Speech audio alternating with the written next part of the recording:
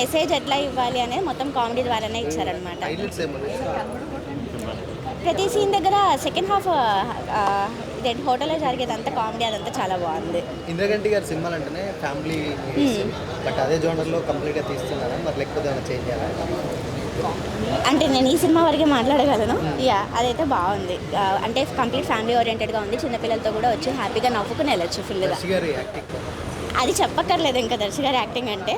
So as మిగిలిన సినిమాలు ఎట్లయితే ఉన్నాయో ఈ సినిమా కూడా డిఫరెంట్ యాంగిల్ కామెడీ పరంగా తన యాక్టింగ్ మళ్ళీ ఇంకొకసారి ప్రూవ్ చేసుకున్నారని చెప్పొచ్చు.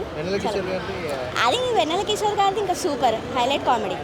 ఇద్దరు కాంబినేషన్లో వచ్చింది. యాక్చువల్లీ ఇద్దరు 2 డిఫరెంట్ గ్రేట్ యాక్టర్స్. సో ఇద్దరు కాంబినేషన్లో వచ్చింది. చాలా బాగుంది మూవీ అయితే చూడొచ్చు. జాతకాల గురించి జాతకాలు ఎంతవరకు నమ్మొచ్చు, కొందరు పిచ్చిగా నమ్ముతారు, కొందరు అసలు పట్టించుకోరు. సో ఎంతవరకు తీసుకెళ్ళొచ్చు అనేది అయితే చూపించారు ఈ మూవీలో.